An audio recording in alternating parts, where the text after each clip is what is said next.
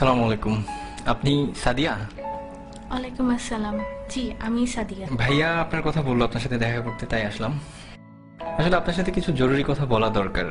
এই মুহূর্তে আমার তেমন কিছুই নেই, চাকরি নেই, পড়াশোনা মাত্র শেষ হলো।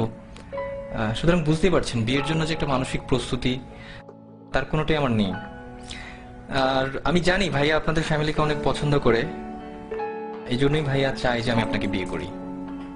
জি, আমিও তো তাই চাই। আসলে আমি আপনাকে কি বোঝাতে চাচ্ছিলাম আপনি হয়তো বুঝতে পারেননি।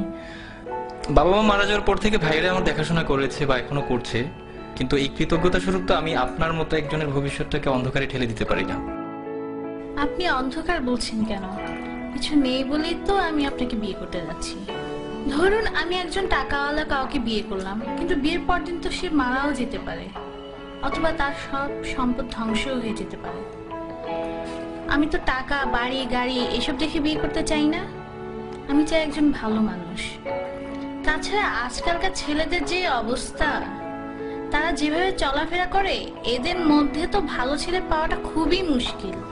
আমি যতটুকু জেনেছি আপনি একজন বিশ্বাসী মানুষ এবং প্র্যাকটিসিং মুসলিম। কিন্তু একটা ব্যাপার কি দেখেন, জীবনে চলতে টাকাটা অনেক বেশি জরুরি। আত্মীয় স্বজন কিংবা বন্ধু বান্ধব যেখানেই যান না কেন, অর্থ ছাড়া আপনি কোনো দাম পাবেন না।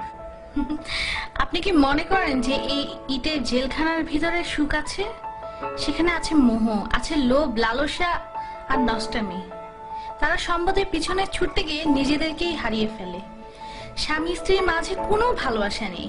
বাবা সন্তানকে দেখতে পারে না, সন্তান বাবাকে দেখতে পারে না। আমি তো এমন চাই না।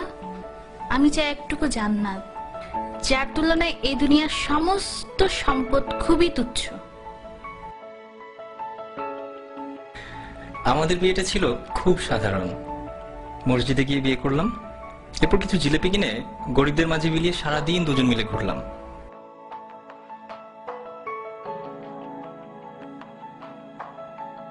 আপনি জানতে চাইতে পারেন কি ছিল আমাদের মাঝে? কিছুই না, একটি শক্তিশালী বিশ্বাস মাত্র।